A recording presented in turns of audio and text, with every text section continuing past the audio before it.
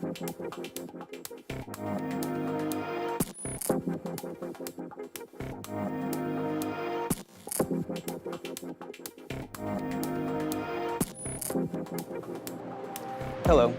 we're here today to talk about racial bias and stigma in the Black gay community. We're here with some LGBTQ allies, and we'll get a brief introduction of each. Hello, my name is Brandon Goodman, and I'm 26. Hello, my name is Dorikius Chambers, and I'm 33. Hi, you guys. My name is Jonathan Brown, and I'm 22. And I'm Doug McCloud, and I'm 40. Have you dealt with racism from white gay men? It's kind of hard not to see it, but it's like my mind is so past the whole receiving the racism or seeing it to the point to where I kind of just block it out. It's like if I look at everyone as a person, and if I don't agree with what you're saying, or if I can't mesh with you, then I do my job and then I move on. I don't have to, if I feel as though the relationship is not going to work based off our racial biases, then I just do what I have to do and then I move on. I really don't focus on it too much. I guess because it's been my life since I came out brown. See, I haven't experienced any racism in my life from a white gay male. I think that with the LGBTQ community is that we know it's our community, so we kind of stand close together. And this is my personal perspective. We know that we stand close together. Do you think that there is a divide in the gay community when it comes to race? Yes, and yes and no. I think that we all know within the LGBTQ community that it's different minorities, different races, and people kind of associate themselves or kind of go towards individuals that look like them. You know, when they're going out to outings and stuff like that, they may be with somebody of their same race. I don't think it's anything wrong with, kind of associating with someone from your community. But as human beings, we have to not limit ourselves and don't think that in our head that, oh, well, I can't go to this establishment because I don't see people who look like me, or people that I can connect with, because that's honestly, it's a disservice to ourselves not to broaden our horizon and communicate with people across the board. That's the disservice, because we're not allowing ourselves to experience other cultures, and we feel as though we put ourselves on the outside because, okay, I know I'm not going to fit in with them, so I'm not even going to try to experience what it is that they like or what they have going on. So I'm not even going to even engage in that. So therefore, now I'm on the outside looking in, and I'm only going to know what everybody else that are either experiencing it or has experienced it, they're telling me. I'm not experiencing it for myself, so I don't know exactly what, this group of people have going on. So if I just so happen to go to this club or go to this function or go to this outing, I'm like, oh, okay, well, I gave this group a chance, and I find that, okay, we all like motorcycles, or whatever, and that opens up the conversation for more. But when we don't allow ourselves to engage into certain things because of the stigmas, the bias, the prejudice, things that we are subject to, then we put our own self at fault, we stun our own growth. So do you think when it comes to us not allowing ourselves to experience other cultures, do you think that there is a fear involved? I do that.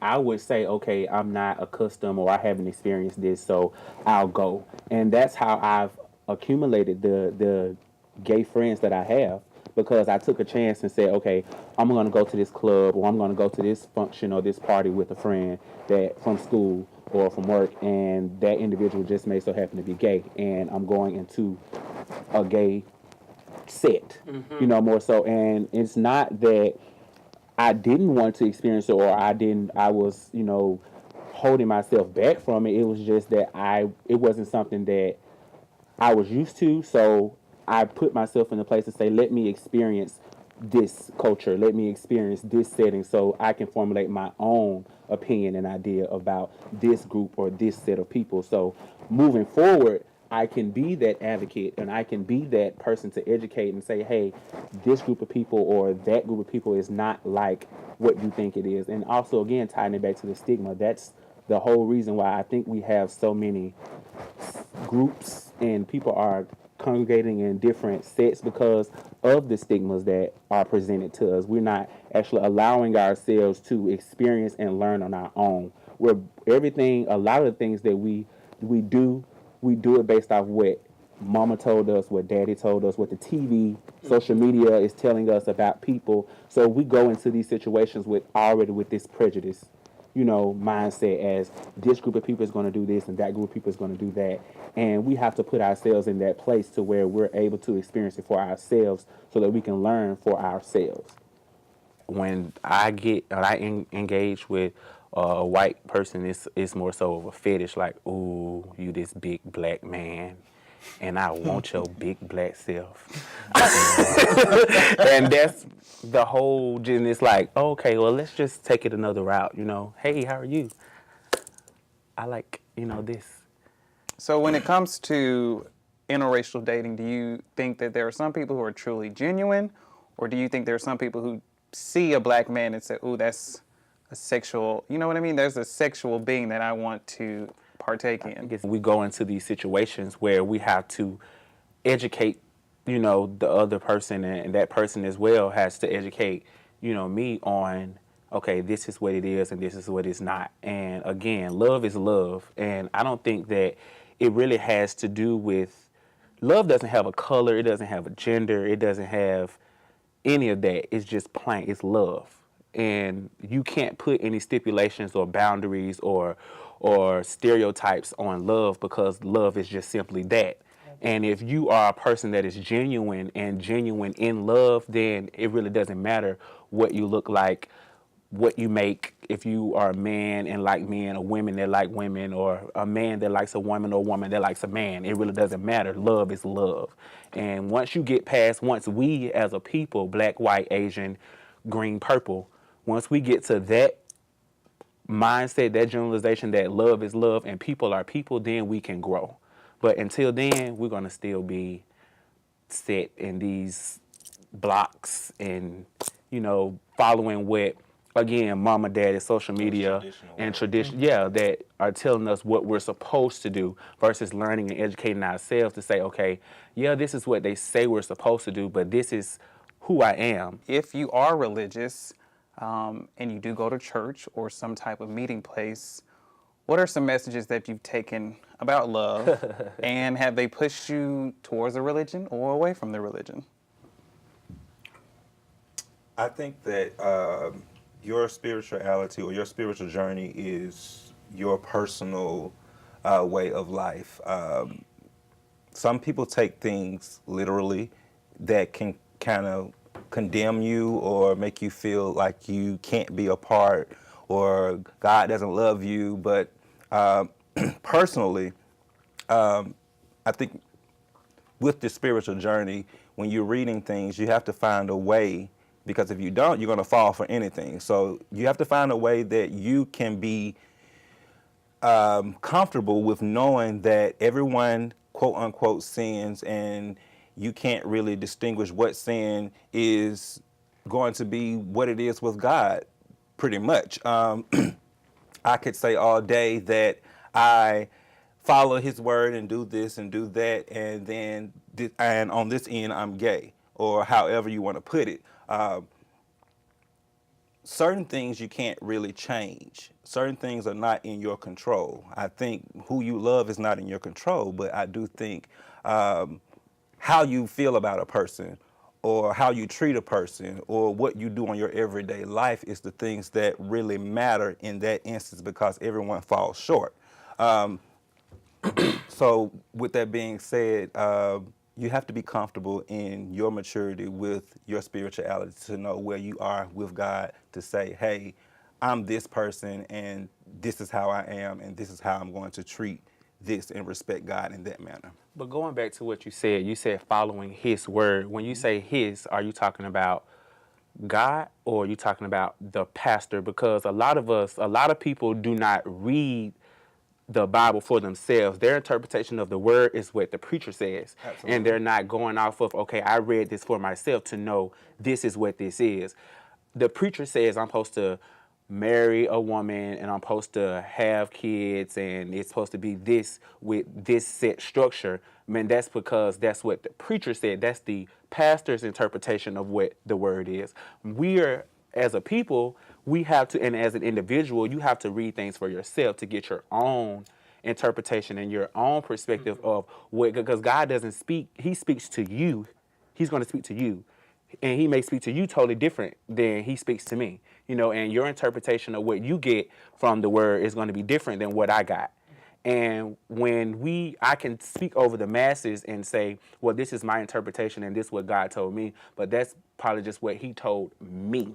You can't go off of, live your life off of the words of everybody else until when you learn for yourself, then you become that super being, that has knowledge for themselves, and that at that point you can grow to becoming the person that you want to be. Until then, we're gonna be stuck. Yeah, and I want to add to what you were saying.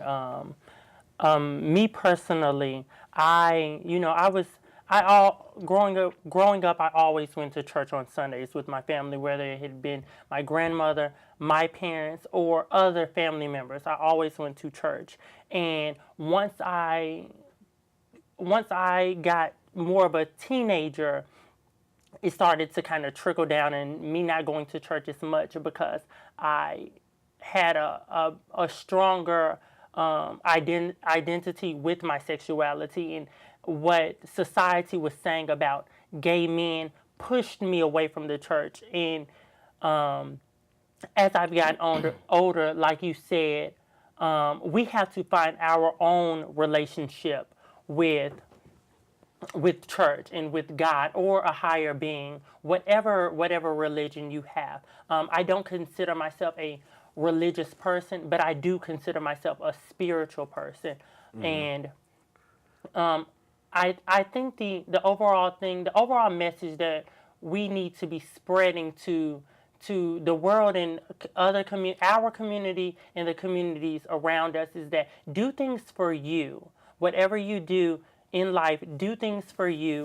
And if you have a relationship with God or whoever you may have a relationship with, keep it strong, and that's your personal relationship. And I like that you touched on the fact that are we getting the message from our pastor, or are we getting the message from the Bible? I think it's great to have pastors and preachers who can kind of break down the word for you, because a lot of times a Bible can be overwhelming to read or you may not understand. But at the end of the day, we have to know our relationship with God and know exactly what it is. Nobody can define what your relationship with the Lord is. You have to define it for yourself and be true and whole in it. Absolutely. That's why I was saying that your spiritual journey and your spiritual maturity is personal. Because truth is not always reality. And why I say that is you can listen to the pastor tell you certain things, but that's not really what it is, because what it is what is in front of me. So I feel like just listening to a pastor say what he wants to say, he's still human. So I feel there's always going to be something personal behind it. But that's why I have to seek and search for myself, that I can get my own understanding. Then I'll know how to carry myself and my crosses, if that makes sense. Yeah, but because at the end of the day, the pastor has his relationship with God and has his relationship with the Lord. So when he's giving his message, he's going to kind of give his personal experience and the way his thinking is. So that's why it's a good thing to kind of figure out where your church home is. Where exactly do you feel comfortable? Because oftentimes I don't have the time because of my work schedule, do not make it to church. But I do watch a church service online where I'm still getting fulfilled in my spirituality and my religion. We're still going to deal with the interracial. When you see So how do we interracial, deal with that? We just have to work on it. We're working on it now. You still see more interracial couples who don't care what you think. And not gonna kill. Right, but you still have people who do. You still have to be careful about a lot of stuff. We have to be careful now about a lot of things that we do as a black man, period. So even though we're trying to change it individually, we still have to work on it because we're not by ourselves. In other words, You got to consider the whole we got we got family, we got friends, we got people sitting around us. And to go back to, I think you were saying something about dealing with how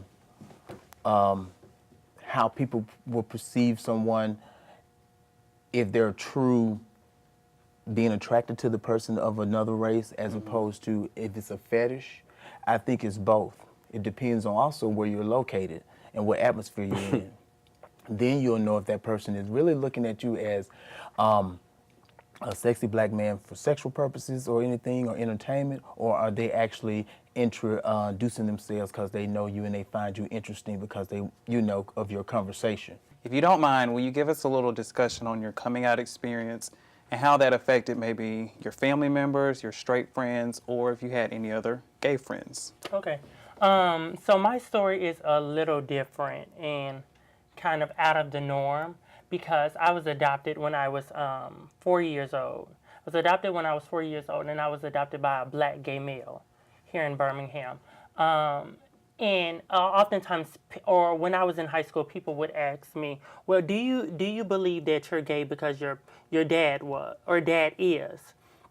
And my response has always been no, because even though my dad is gay, the way he raised my brother and myself, we knew that he was attracted to men, but it was always seemed normal to us. It was normal to us until we got into middle school, and then the other students started saying, hey, is your dad gay? And when they initially asked the question, we didn't even know what gay was. So I think that in that entire time, for a long time, I didn't know what gay meant for me. I didn't know what it meant for me, but when I finally came out, it was a relief.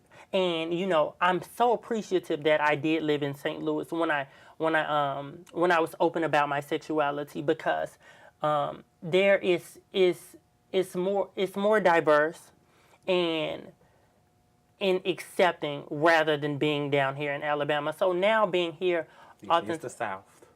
Exactly. So, At the end of the day, it's at still the the end of South. the day. So I feel like my job is to kind of speak to people who are younger to me about how who and whatever you are, it's okay to be you. When the truth surfaces, we just hope that that person is around people that can accept them. Yeah. That have friends or have people that are open-minded to say, okay, it's okay for you to be you. It's okay for you to, do what you do, and I'm not going to judge you. I want to thank all of you for participating today. This has been a really fun experience and very informative answers. Please stay tuned for part 2.